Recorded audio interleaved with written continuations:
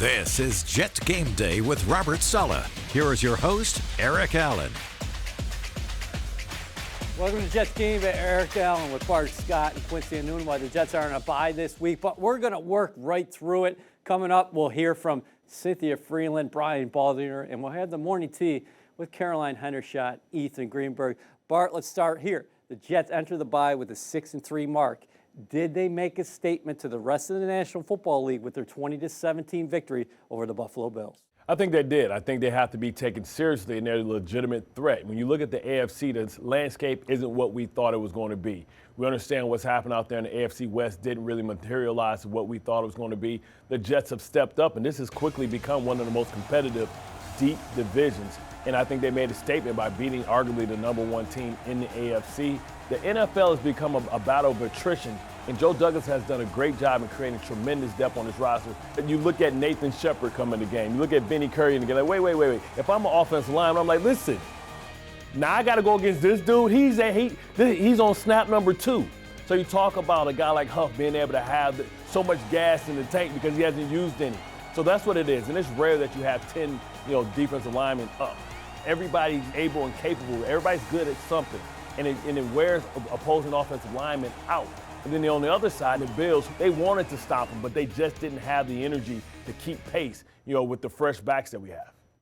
Q, we watch the games together each Sunday. You're always talking about the defense doing its job. Is this defense elite? Could it be the best unit in the National Football League? That's hard to say. I would say personally, they're the best to me, right? Each week they come out and they continue to improve. You look at this last game, DJ Reed did a great job, right? Like in the beginning of the game, you think Stephon Diggs might have another great game. That second half, they shut him down. You didn't even know if he was in the game anymore. I thought he was injured at one point. So you're really just seeing these guys continue to work hard. From the defensive line all the way to the back end. No doubt about that. For more on the Jets' defensive front, who's getting home with just 4 pass rushers, here's Cynthia Freeland. It's time for Maximum Altitude with Cynthia Freeland, presented by NFL All Day.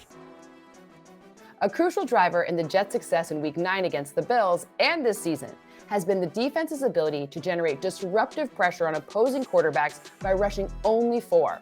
Last week against the Bills, 9 of the Jets' 11 pressures came when they rushed exactly 4. The defense used this strategy on 35 of the 39 dropbacks they faced and netted a 25.7% pressure rate when they did. This exceptional and consistent pressure up front allowed the back end of the defense to find a better balance between playing to their strengths and limiting one of Josh Allen's most productive areas. Prior to Week 9, Allen had only thrown 3 total interceptions when facing zone defense in 7 games. But the Jets' zone concepts worked well in this one, as both of Allen's picks came against the Jets' zone. Overall this season, the Jets have used a 4-man pressure front at the 6th highest rate, which has allowed Robert Saleh and the defensive coaching staff to flood the defensive backfield with 7 and blanket potential pass catchers, something that shows up on the stat sheet in the form of 11 team interceptions, tied for second most in the league. This excellent coverage, in turn, helps reinforce the pressure's effectiveness, in the Jets' case to the tune of a 28.4 pressure rate on the season so far. And the positive feedback loop helps drive wins. Another added bonus of this 4-man pressure front working so well is that when the blitz is used, it's more effective. New York is blitzed on only 16.8% of opponents' dropbacks, but has a 42.1 pressure rate when they do. Another thing we saw against Josh Allen last week when the Jets only used the blitz twice during the entire game. As we cross the halfway mark of the season and the bye week, it's probably Bryce Huff's 4th quarter sack and forced fumble that sticks out as exemplifying how much this 4-man pressure front means to the Jets, as it all but sealed the outcome in a game where the Jets weren't favored, increasing their win probability by 14.6 percentage points from 69.6 to 84.2. Coming up, we'll go inside the walls with head coach Robert Saleh. Don't go away.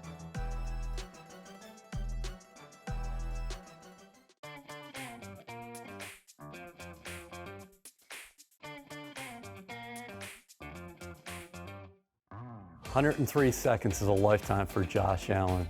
What did you think about the way your defense handled that moment? Nothing cheap. Keep everything in front. Protect the sidelines. Make the clock run. And we always tell the D line 1 sack and it's over. And Huff came up big.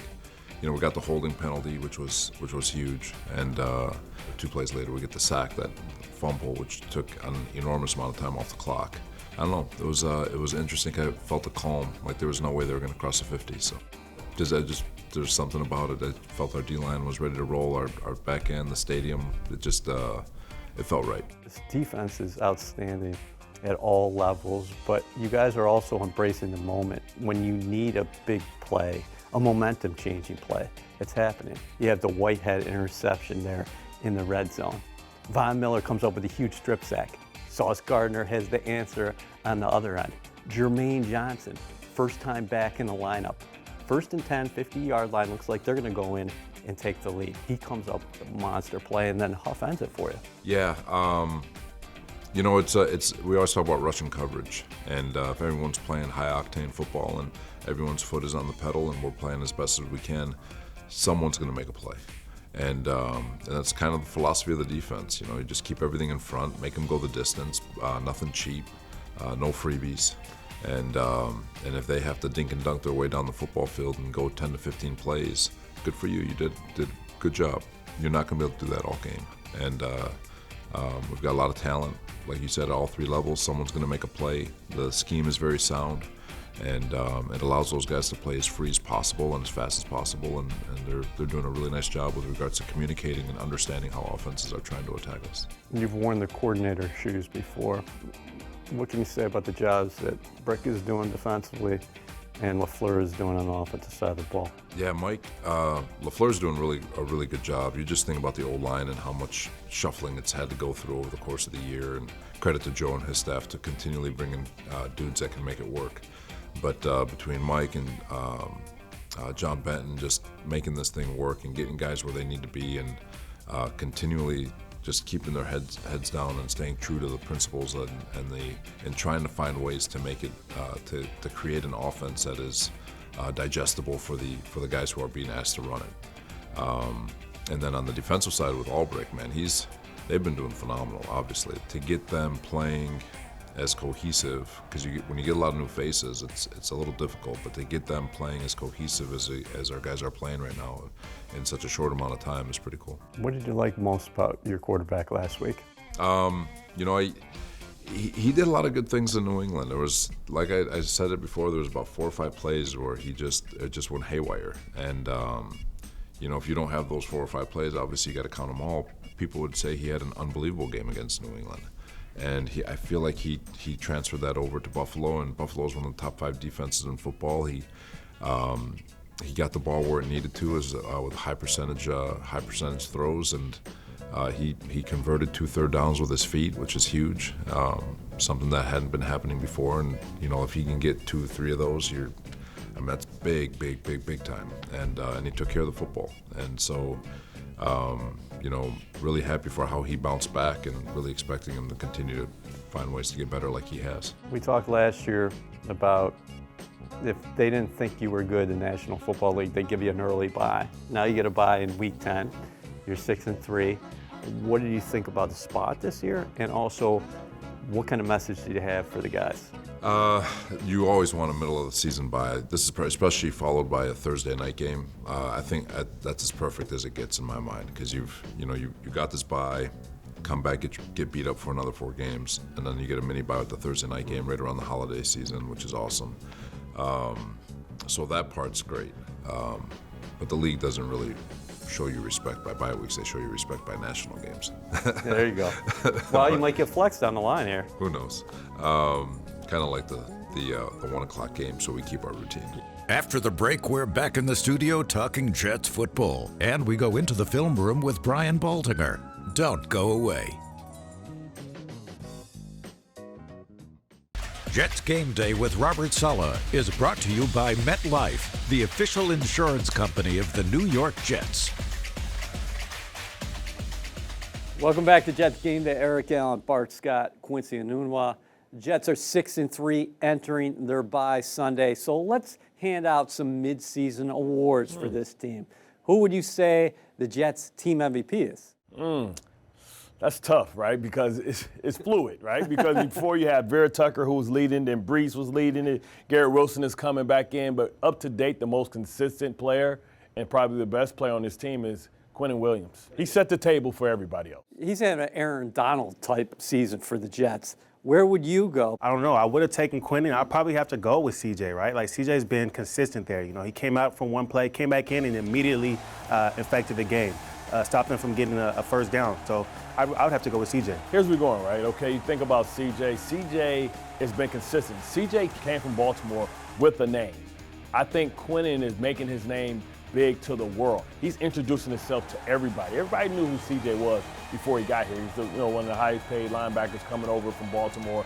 Quentin has announced himself to the league that he is a superstar, and we don't know what that ceiling is. Okay, how about a player poised to take a jump in the second half?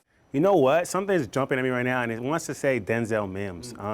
You know, I think it's hard to really tell where his role will kind of evolve, but to come in fourth quarter, you haven't really been making too many plays. You've made a lot of plays in the run game, but no real pass plays. And you make that big first down catch to put us in position to score again. I mean, that's a guy that you know his mindset is just way different from where it was in the offseason when he was asking for a trade. He's locked in. He wants to play well. And I think the Jets are seeing that. They're going to give him more opportunities, and he's going to really take advantage of those. We call that projection, EA. Okay. He's projecting Mims because he reminds him of himself. Talk about a guy that blocks in the run game, man. and he says, hey, reward the big fella for doing all the hard work. I mean, listen, man, I got a soft spot for receivers. Okay, so Sauce Gardner. Yeah. What do you think? Defensive Rookie of the Year? Listen, he's in a battle. I tell you what, man, like this draft for defensive players, like I've been so impressed with their poise and their professionalism, right? And, not really getting ahead of himself. He's definitely, right, the front runner. There's some guys on his tail. That kid out of Seattle is pretty good as well. But it's going to come down to the finish. And both of these teams is about how you continue to play. And when you get these awards, it's November, December. As who knows, some of these Jets games could be flexed, right? You talk about when you prove to the league that you're entertainment, that you're must-see TV, you get rewarded with nighttime game, primetime games. That's an opportunity to make your case to the entire country. Garrett Wilson, he continues to pop on the radar, doesn't he? And he could flourish in the second half and make a push for a Rookie of the Year award on the offensive side of the ball. Oh, yeah, no doubt. You look at the Packers game, that was a game where he really faced a number one corner, and that was a challenge for him. But since then, he's continued to really improve. He's making so many great catches, making so many great moves. They put him everywhere on the field, and that's how you know that's a guy that you want as your number one receiver, a guy that knows every position. It's not a guy that you're just going to keep on the left side or keep on the outside. You can put him in the slot. You can put him outside. You can motion him. You can give him a little pass to the flat. I mean, the guy can do everything for you. So, I mean, if they continue to kind of give him these opportunities,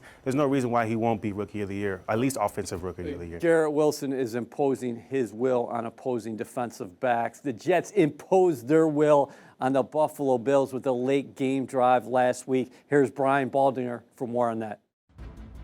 This is Baldy's Breakdown. Baldy here from Jets Game Day with Robert Saleh.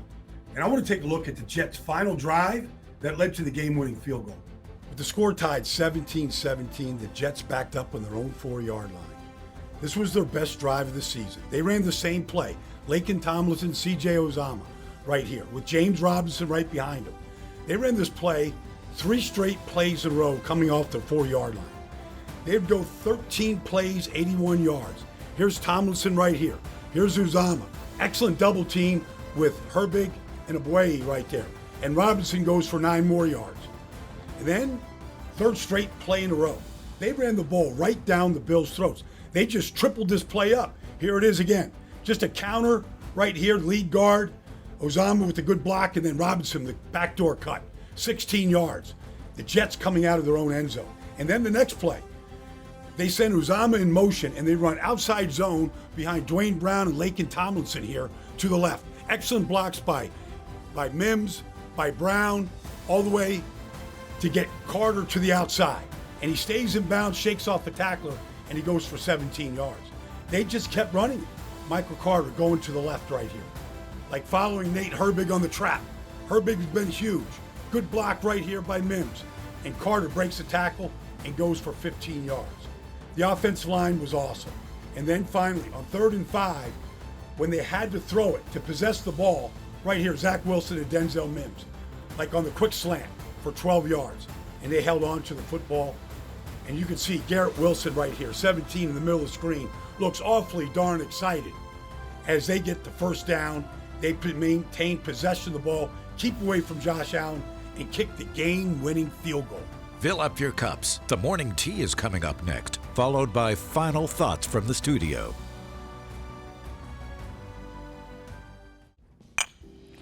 All right, Ethan, Jets are 6-3 heading into the bye week. I think we should shout out some players, give them some love on how they've performed this first half of the season. I love that idea. Okay, so let's start with the cornerbacks. Okay. Sauce Gardner, DJ Reed, the number 1 and number 5 corners on Pro Football Focus among players, specifically cornerbacks who have played at least 80% of the snaps, balling right now. Balling doesn't even begin to describe it, but not only Sauce, the entire rookie class has been playing out of their minds. You got Michael Clemens, you got Garrett Wilson, then you got Jermaine Johnson, who's out for a few games with injury, comes back against the Bills, sacks Josh Allen. Picks right up where he left off, and he really sees the opportunity. Just let's stick with that, though. Okay. Bryce Huff, another defensive end, strip sack against the Bills, basically won the game for the Jets in crunch time. It's really cool to think about that he was inactive the first 3 games, and now he's a staple of the D-line. He's come such a long way, but you know who else? Nate Herbig, Nasty Nate, king of seizing his opportunities. He blocked 2 clutch plays that helped James Robinson get in the end zone and Michael Carter. Okay.